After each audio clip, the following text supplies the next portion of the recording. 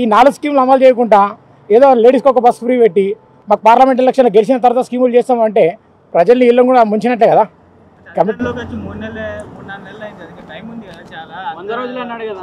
అన్నా 100 రోజులు 6 స్కీమ్లు అన్నారు కదా. ఇప్పుడు 60 రోజులలో కనీసం 3 స్కీమ్లు చేయాలి కదా, చేయలేదు. మరి పార్లమెంట్ ఎలక్షన్ ఏ విధంగా ఇంటి ముందు పోయి ఓట్లు ఎట్లా అడుగుతారు? రైతులకు డబ్బులు వల్లే, రైతులకు డబ్బులు పడాలి కదా. ఎలక్షన్ కూడా వచ్చేసిందంటే మళ్ళీ పెండింగ్ పడిపోతాయిగా. ఇంతకుముందుకు మన అసెంబ్లీ ఎలక్షన్లోనే డబ్బులు పడేది, అప్పుడు ఎలక్షన్ కోడ్ వచ్చిందని మళ్ళీ పెండింగ్ పెట్టారు. ఇప్పుడు 3 నెలలు గడిచిపోయింది, మళ్ళీ ఇప్పుడు మార్చి అంటారు, మళ్ళీ పార్లమెంట్ ఎలక్షన్ వచ్చింది అంటారు. ఎటు తిరిగి మోసపోయి తెలంగాణ ప్రజలే కదా. అంటే ఇప్పుడు అదే ఫ్రీ కరెంటు సిలిండర్ అనేది కూడా ఈ రోజు నుంచి అమలు అన్నారు. ఎంతవరకు నిజము ఎంతవరకు అబద్ధం అనేది క్లారిటీ లేదు. ఇప్పటి వరకు కూడా ఏమన్నారంటే అది ప్రజా దర్బార్ అని చెప్పి మంగళవారం శుక్రవారం పెడుతున్నారు. అది ఎంతవరకు సక్సెస్ అంటారు సార్? ఇప్పుడు చాలామందికి లేడీస్లో స్కీములు రాసుకుంటున్నారు కదా, ఇంటి దగ్గరికి వెళ్ళేసి 2 కానిస్టేబుల్ని పెట్టేసి ఆఫీసర్లను పెట్టేసి కమిటీ వాళ్ళలో స్కీములు రాసుకుంటున్నారు.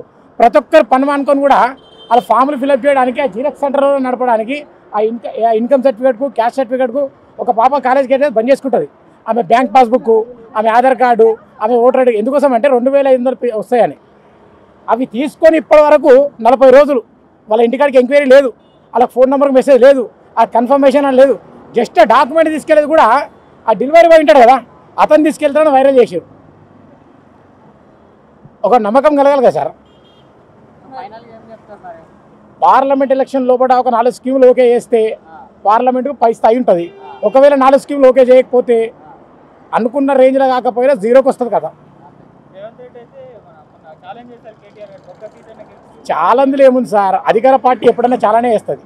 డిపార్ట్మెంట్ మన పక్కన ఉంటుంది, బరాబర్ ఛాలెంజ్ చేస్తుంది.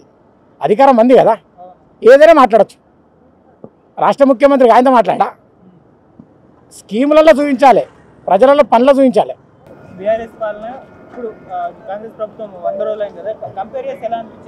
కంపేర్ గతంలో ఆయన కూడా అనేక స్కీములు ఇచ్చాడు. 10 లక్షలు ఏ దళితుడు అడగలే. ఒక్కొక్క ఇంటికి 10 లక్షలు ఇచ్చి ఇంకొకరికి 10 లక్షలు ఇవ్వకపోతే ఏ దళితుడు ఓటేస్తాడా? వేయరు కదా.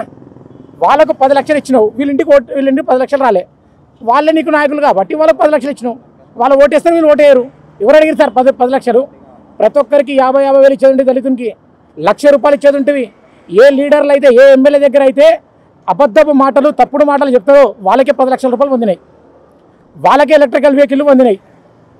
అదే బీఆర్ఎస్ పాలన జరిగిన మోసమే కాంగ్రెస్ పరిపాలన జరగకూడదు. ఇది మా ఒపీనియన్.